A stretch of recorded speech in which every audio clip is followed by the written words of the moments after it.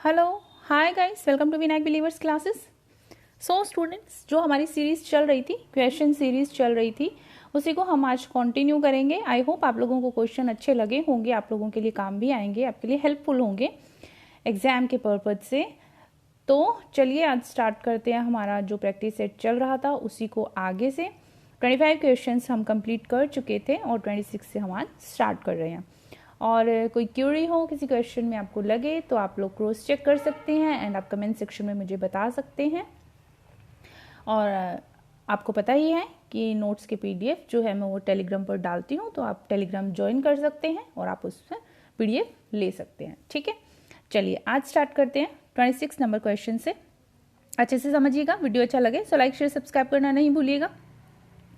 चलिए, जगह को विभाजित करने के जो भी तरीके हैं उसको गोल्डन ऑब्लॉक कहते हैं। तो ये क्या है कि समय जगह को विभाजित करने के ग्रीक तरीके जो बताए गए हैं उसको गोल्डन ऑब्लॉक कहते हैं। तो ये जो बात कह रहा है ये बिल्कुल सही है। जो जगह को विभाजित करने का तरीका है, ग्रीक जो तरीका है, उसको गोल्डन ऑब्लॉक कहते हैं, क्योंकि यह 2:3 का अनुपात ठोस के लिए और 5:7:11 का जो अनुपात है वो समतल आकृति के लिए संकेत करता है। तो देखिए, जो आपका जगह को विभाजित करने का तरीका गोल्डन ऑब्लॉक, ये सही है, बट ये जो है ये गलत बोल रहा है। ठीक है, तो आपके इसके अंदर जो ए सही है, आर गलत है, तो ऑप्शन नंबर ए जो है इसका राइट आंसर आएगा। ठीक है, नेक्स्ट है हमारा 27 नंबर क्वेश्चन। असर्शन रीजन का क्वेश्चन है, ध्यान से पढ़िएगा, समझिएगा। भारत में बाल श्रम की समस्या से निपटने के लिए बाल श्रम अधिनियम अपर्याप्त था। ठीक है, तो ये क्या कह रहा है कि बाल श्रम की समस्या है उससे निपटने के लिए बाल श्रम यानी निषेध विनिमय अधिनियम अपर्याप्त था। बिल्कुल सही कह रहे हैं, क्योंकि यह कानून जोखिम और गैर जोखिम वाले क्षेत्रों के बीच भ्रामक भेद उत्पन्न करता है। ठीक है, इसीलिए सभी बच्चों के लिए शिक्षा के महत्व नकारता है।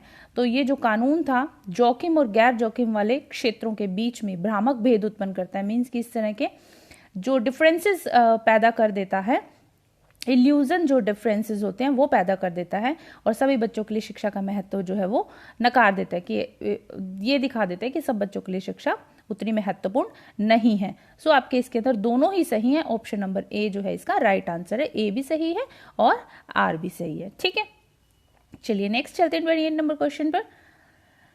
सहभागिता अधिगम समय की आवश्यकता बन गया है और क्योंकि ज्ञान बहुत तेजी से बढ़ रहा है और तेजी से व्यर्थ हो रहा है। सहभागिता अधिगम की बात हो रही है यहाँ पर।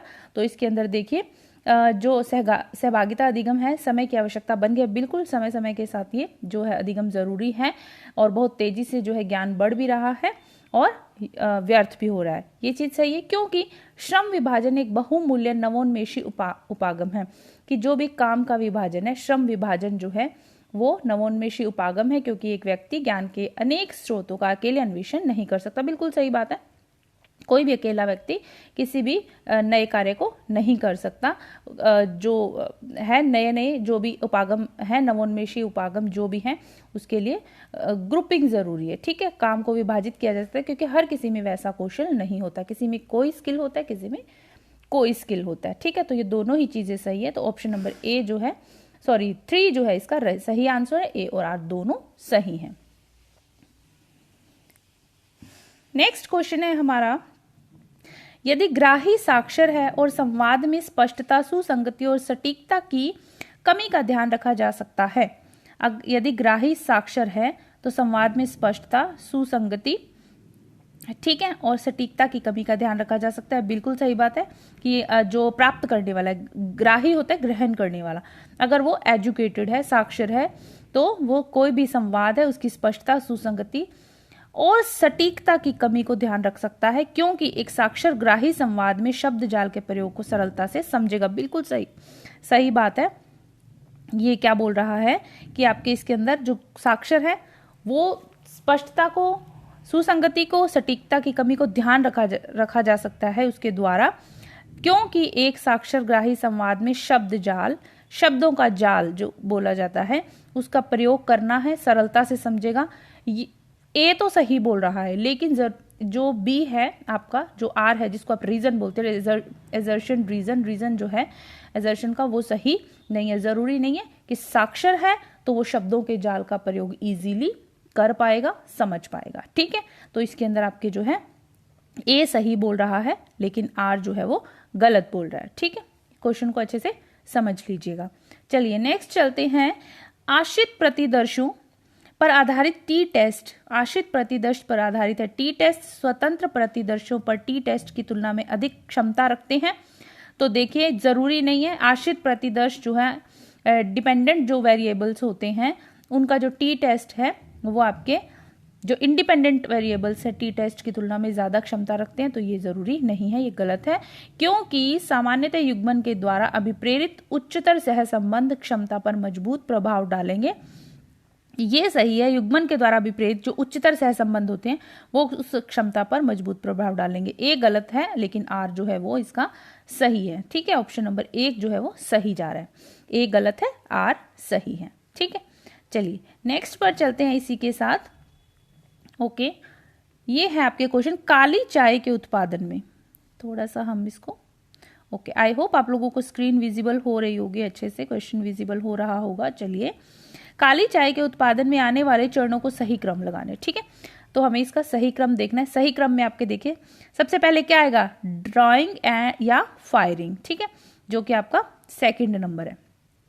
ठीक है, सबसे पहले ये आएगा। उसके बाद फर्मेंटेशन का प्रोसेस। ठीक है, नंबर आपके उसके बाद आपके नंबर 1। ठीक है, फर्मेंटेशन का प्रोसेस आ जाता है। उसके बाद आपके आ जाता है इसमें विदरिंग का प्रोसेस, देन आपके आता है रोलिंग का प्रोसेस, देन आपके आ जाता है इसके अंदर पैकिंग का प्रोसेस, एंड देन आपके आता है ग्रेडिंग का प्रोसेस। ठीक है, तो ये जो है इसका सीक्वेंस सही आ रहा है। सबसे पहले आपके ड्राइंग या फायरिंग, देन आपके फर्मेंटेशन, देन आपके आता है withering, then rolling, then packing and then grading.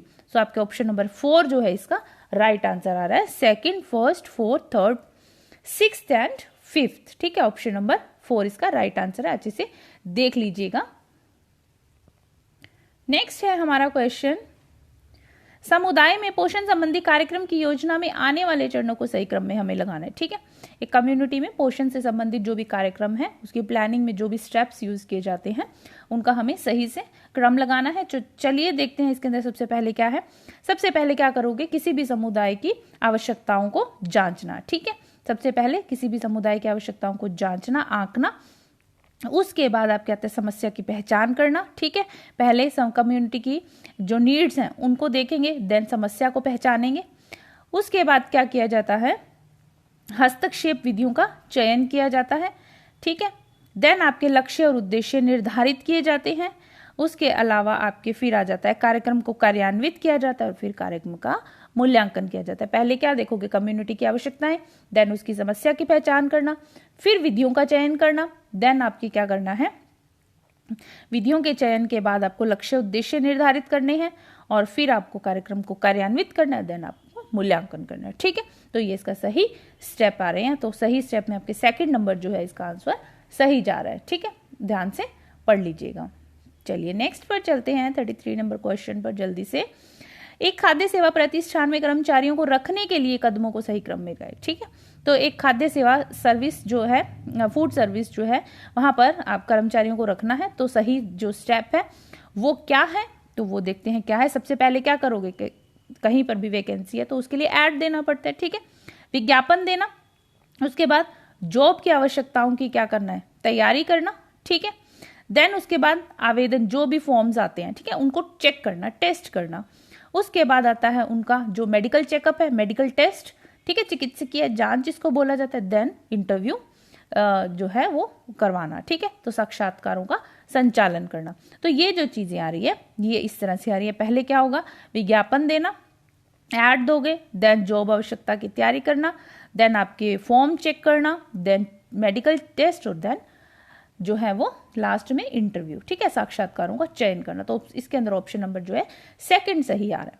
ठीक है, option number second is the right answer. चलिए नेक्स्ट पर चलते हैं। ओके, ड्रेस फार्म पर स्कर्ट को लटकाने का सही क्रम दीजिए। ठीक है, तो हमें ये देखना है ड्रेस फार्म में चलिए इसके स्टेप्स हम सही से लगाते हैं ड्रेस फॉर्म के।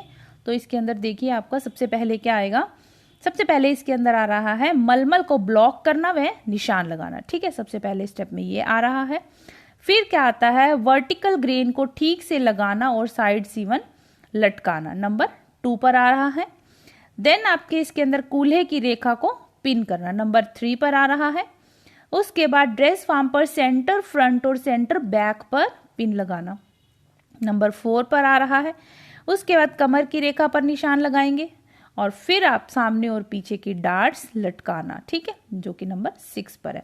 तो ये आपका सही सीक्वेंस है। देखिएगा, मलमल के ब्लॉक करना, देन वर्टिकल ग्रेन ठीक जगह से लगाना, साइड सीवन लटकाना, देन कूल्हे की रेखा को पिन करना, देन ड्रेस फॉर्म पर सेंटर फ्रंट और सेंटर बैक पिन करना, देन कमर की रेखा और देन आपके सामने और पीछे का डार्ट्स जो है उनको लटकाना। तो ऑप्शन नंबर इसके अंदर जो सही आ रहा है वो सेकंड नंबर सही आ रहा है। स्टेप्स जो इस तरह से जो ड्रेस फॉर्म है, स्कर्ट जो है वो तरीका है। ठीक है, स्कर्ट का। चलिए नेक्स्ट चलते हैं। चलिए नेक्स्ट क्वेश्चन है हमारा 35 नंबर क्वेश्चन, सूत काटने की पद्धति का सही क्रम देखना है। ठीक है, तो हमें सूत काटने की पद्धति का सही क्रम देखना है, वो क्या है। चलिए वो चलते हैं हम। सबसे पहले क्या आएगा, खोलना, साफ करना और मिश्रित करना। बिल्कुल, सबसे पहले खोलना, साफ करना, मिश्रित करना, किसको, सूत को। ठीक है, उसके बाद करेंगे कार्डिंग का प्रोसेस। ठीक है, देन आपके आता है इसमें खींचना, जिसको ड्राइंग आउट बोला जाता है, देन रोविंग का प्रोसेस, देन स्पिनिंग का प्रोसेस। ठीक है, इंग्लिश में पढ़ेंगे तो अच्छे से याद हो जाएगा आपको। ठीक है, सबसे पहले खोलने का प्रोसेस किया जाता है, देन कार्डिंग, देन आपके इसके अंदर ड्राइंग आउट मीन्स खींचना, और roving and then spinning. Spinning process सबसे लास्ट का है। तो ऑप्शन नंबर ए जो है इसका राइट आंसर है। आई होप आप लोगों को समझ में आ रहा होगा। स्टूडेंट, वीडियो अच्छा लगे सो लाइक शेयर सब्सक्राइब करना नहीं भूलिएगा, और टेलीग्राम पर आपको पीडीएफ मिल जाते हैं तो टेलीग्राम ज्वाइन कीजिए। और जिनके पास बुक्स नहीं है, जिनके पास कुछ मटेरियल नहीं है, तो वो नोट्स पीडीएफ वो पढ़ सकते हैं और वीडियो देखकर समझ सकते हैं, तो आपको काफ़ी हेल्प मिलेगा। चलिए नेक्स्ट क्वेश्चन पर चलते हैं। 36 नंबर क्वेश्चन जो है, निर्णय लेने की प्रक्रिया के सही चरणों को, बिल्कुल निर्णय लेने की प्रक्रिया के सही चरणों को आपको अरेंज करना है। देखिए क्वेश्चन बहुत बार रिपीट होता है, बहुत बार आता है। तो चलिए देखते हैं। सबसे पहले निर्णय लेने की प्रक्रिया में क्या करना है आपको। चलिए स्टेप्स देखते हैं। सबसे पहले क्या करेंगे, निर्णय लेना है, सबसे पहले समस्या को पहचानेंगे, समस्या क्या है। देन विकल्प की खोज करेंगे। ठीक है, उसके बाद आप क्या करेंगे, उसके बाद करेंगे नतीजों को ग्रहण करना। देन विकल्पों के बारे में सोच विचार करना, मीन्स जो आपने विकल्प खोजे हैं, ठीक है, उनमें उन पर विचार करना। और फिर आपके इसके अंदर लास्ट में आ जाता है विकल्प का चयन करना। ठीक है, तो ये जो है इसका प्रोसेस सही प्रोसेस है। यहाँ पर ऑप्शन नंबर जो है इसका बी जो है सेकंड नंबर सही है। यहाँ लास्ट में जो 4 दिया हुआ है इसकी जगह पे आप इसको 5 कर लीजिएगा। विकल्प का चयन करना लास्ट में आ रहा है। ठीक है, तो सबसे पहले समस्या पहचानो, विकल्प खोज करो, नतीजों को ग्रहण करो, विकल्पों के बारे में सोच विचार करो और फिर विकल्प चयन करो। ठीक है, ऑप्शन नंबर सेकंड जो है इसका राइट आंसर है। चलिए नेक्स्ट क्वेश्चन है हमारा, बाल्यावस्था में भाषा विकास के क्रम को सुव्यवस्थित करना है हमें बाल्यावस्था में। तो चलिए देखिए भाषा का विकास, ठीक है, लैंग्वेज डेवलपमेंट की बात हो रही है यहाँ पर। तो चलिए देखते हैं क्या है इसके अंदर। सबसे पहले आपके आएगा कूइंग। ठीक है, नंबर 1 पर जो है कूइंग। नंबर 2 पर आपके आ रहा है इसके अंदर बबलिंग। ठीक है, then telegraphic speech and then आता है हेलोफ्रेस्टिक स्पीच। तो ये इसका सही क्रम है। सबसे पहले क्यूइंग आएगा, बबलिंग आएगा, टेलीग्राफिक स्पीच आएगा, देन हेलोफ्रेस्टिक स्पीच आएगा। ठीक है, तो आपके इसके अंदर जो ऑप्शन नंबर 3 जो है इसका राइट आंसर आ रहा है। आप इसको मैच कीजिएगा, देखिएगा।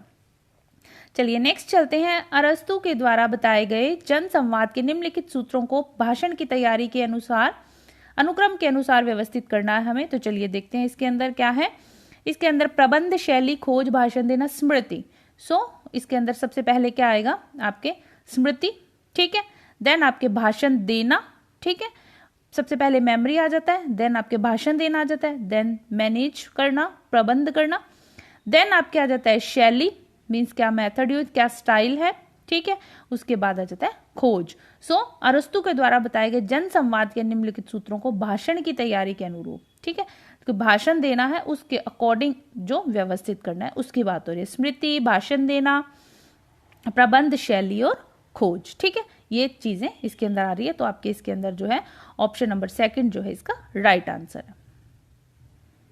चलिए नेक्स्ट क्वेश्चन है हमारा, एवरेट रोजर द्वारा प्रस्तावित नए विचार या टेक्निक को अपनाने की प्रक्रिया के चरणों को सही क्रम में व्यवस्थित करना है, ठीक है। तो हमें देखना है इसके अंदर कौन सा सही क्रम है एवरेट रोजर ने जो दिया था नए विचार और टेक्निक को अपनाने का। चलिए देखते हैं इसके अंदर क्या है सही क्रम। तो देखिए सबसे पहले इसके अंदर आ जाता है ज्ञान, ठीक है। देन आपके इसके अंदर आता है निष्पादन, जो कि नंबर 2 पर आ रहा है। सबसे पहले ज्ञान, नंबर 2 पर आ रहा है निष्पादन, नंबर 3 पर आ रहा है प्रेरित करना, ठीक है। उसके बाद आता है पुष्टि करना नंबर 4 पर, ठीक है। और देन आपके आता है निर्णय लेना। निर्णय लेना सबसे लास्ट क्रम, मीन्स कि कोई भी नया विचार या टेक्निक को आपको अपनाना है तो क्या प्रक्रिया होगी, पहले उसके बारे में जानकारी लेना, ज्ञान, फिर निष्पादन, फिर प्रेरित करना, पुष्टि करना और निर्णय लेना, ठीक है। तो इसके अंदर ऑप्शन नंबर जो है आपके 3 जो है इसका राइट आंसर है, ठीक है। चलिए नेक्स्ट पर चलते हैं, बारंबारता बहुभुज के निर्माण के लिए कदमों को सही क्रम में लगाइए। तो इसमें स्टेप हमें सही क्रम में लगाना है। तो ये देखिए, ये आप पढ़ लीजिएगा, क्षैतिज और शीर्ष अक्ष के लिए एक उपयुक्त मापदंड निर्णय करना, सारणी रूप में एक बारंबारता वितरण का निर्माण करना, एक ऊंचाई एवं अंतराल में स्कोरों की बारंबारता के समान प्रत्येक श्रेणी अंतराल के मध्य बिंदु के ऊपर बिंदु लगाना, क्षैतिज अक्ष के साथ श्रेणी अंतराल मध्य बिंदु को समान करना और बिंदुओं को सीधी रेखा से जोड़ना, ठीक है। तो आपको इसके अंदर सही से करना है। तो सबसे पहले नंबर पर आएगा, इसका सही आंसर मैं आपको बता देती हूँ नंबर 3 है। तो आप देख लीजिएगा, क्षैतिज अक्ष के साथ श्रेणी अंतराल मध्य बिंदु को समान करना, देन सारणी रूप में एक बारंबारता वितरण का निर्माण करना, फिर एक ऊंचाई पर अंतराल में स्कोरों की बारंबारता के समान प्रत्येक श्रेणी अंतराल के मध्य बिंदु के ऊपर एक बिंदु लगाना और फिर बिंदुओं को सीधी रेखा से जोड़ना। तो इसका ऑप्शन नंबर 3 जो है राइट आंसर आ रहा है, ओके। चलिए इसी के साथ नेक्स्ट क्वेश्चन पर चलते हैं। चलिए, पौष्टिक तत्वों की सूची दी गई है और उनके कार्यों के साथ उनको सम्मिलित करना है। तो हम इसको सीधा सा मैच करते हैं। सीधे से मैच में आपके देखिए क्या आ रहा है। सबसे पहले देखिए थायमिन जो है किसके साथ मैच करता है, कार्बोहाइड्रेट चयापचय के साथ, ठीक है। नेक्स्ट आता है राइबोफ्लेविन जाता है कोलेजन, ठीक है। उसके बाद आपके नियासिन, अमीनो एसिड्स का डीकार्बोक्सिलेशन, ओके। देन आपके पायरोडॉक्सिन आता है। पायरोडॉक्सिन किसके साथ मैच करता है, ऑक्सीडेशन रिडक्शन की क्रिया। और फिर आपके इसके अंदर साइनोकोबालामिन, तो साइनोकोबालामिन जो है वो आपकी जाता है डीएनए संश्लेषण। तो ये जो है इसका सही मैच जा रहा है, ठीक है। इसको देख लीजिएगा कि आपके इसके अंदर जो ऑप्शन नंबर 2 जो है वो राइट आंसर है। थायमिन जो है वो जाता है आपके कार्बोहाइड्रेट चयापचय से, राइबोफ्लेविन कोलेजन निर्माण से, नियासिन जाता है एमिनो एसिड के जो डीकार्बोक्सिलेशन से, और आपके पायरोडॉक्सिन जाता है कार्बोहाइड्रेट के चयापचय से, और देन आपके जा रहा है साइनोकोबालामिन जो है वो डीएनए संश्लेषण, ठीक है।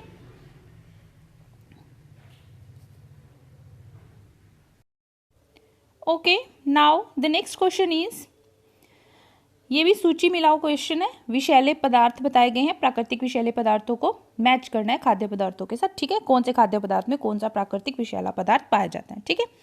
चलिए सबसे पहले देखते हैं एविडीन। तो एविडीन जो है वो हमें किस में मिलता है, वो मिलता है कच्चे अंडे की सफेदी में, ठीक है।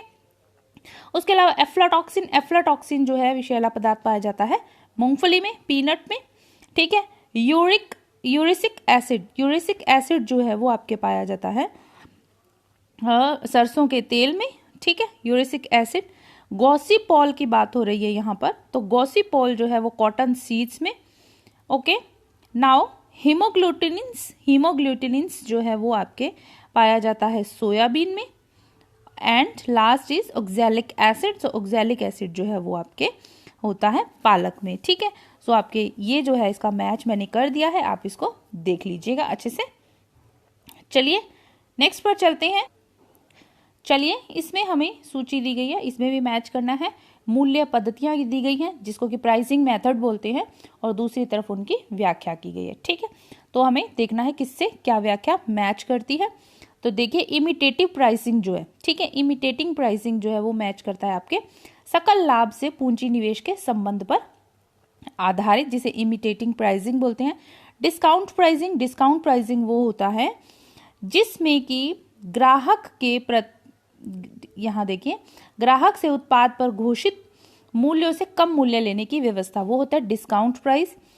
कॉस्ट प्लस प्राइसिंग क्या होता है, वो होता है आपके बिक्री के प्रति इकाई खाद्य लागत की गणना की जाती है और दिए गए प्रतिशत को खाद्य लागत में जोड़ दिया जाता है, मींस कॉस्ट प्लस प्राइसिंग। ठीक है, रेट ऑफ रिटर्न्स प्राइसिंग, तो रेट ऑफ रिटर्न्स प्राइसिंग होता है खाद्य सेवाओं के को समान श्रेणी में सर्वाधिक सफल प्रतिष्ठान के अनुसार मूल्य तय करना, तो रेट ऑफ रिटर्न प्राइसिंग। तो ये जो है आपका मैच कर दिया है, किसके साथ जा रहा है, देखिए फिर से बता देती हूँ। इमिटेटिंग प्राइसिंग सकल लाभ से पूंजी निवेश के संबंध पर आधारित, ठीक है। डिस्काउंट प्राइसिंग जो कि ग्राहक को दिए गए जो घोषित मूल्य उससे कम पर देना, और कॉस्ट प्लस प्राइसिंग जो है वो आपके बिक्री के प्रति इकाई खाद्य लागत की गणना की जाती है एंड देन दिए गए जो भी प्रतिशत है खाद्य लागत से जोड़ दिया जाता है। रेट ऑफ रिटर्न्स प्राइसिंग तो वो होता है आपके खाद्य सेवाओं के समान श्रेणी में सर्वाधिक सफल प्रतिष्ठान के अनुसार मूल्य तय करना। तो ये मैंने मैच कर दिया, ये आप देख लीजिएगा, इसका ऑप्शन नंबर 4 जो है वो राइट है। ओके, सो स्टूडेंट ये था हमारी आज की वीडियो का लास्ट क्वेश्चन। सो बने रहिए मेरे साथ, पढ़ते रहिए। वीडियो अच्छा लगे सो लाइक शेयर सब्सक्राइब करना नहीं भूलिएगा। Thank you so much for watching. और जिसको भी पीडीएफ चाहिए वो टेलीग्राम ज्वाइन कर सकते हैं, वहाँ पीडीएफ होंगे मेरे नोट्स के, आपको मिल जाएंगे। और पढ़ते रहिए, लाइक शेयर सब्सक्राइब करना नहीं भूलिएगा, जितना ज़्यादा हो सके प्रैक्टिस कीजिए तो आपको क्लियर हो जाएगा सब कुछ। वीडियोस देखेंगे तो आपको सब क्लियर हो जाएगा। कोई भी चीज़ समझ में नहीं आती है 1 से 2 बार वीडियोस देखिए, बहुत अच्छे से उसमें कॉन्सेप्ट्स क्लियर किए हुए हैं। तो सभी टॉपिक्स के videos, most of the topics के वीडियोस डाले हुए हैं, वो आप देख सकते हैं। प्लेलिस्ट बनी हुई है, उसमें जाकर आप देख सकते हैं। तो thank you so much, bye.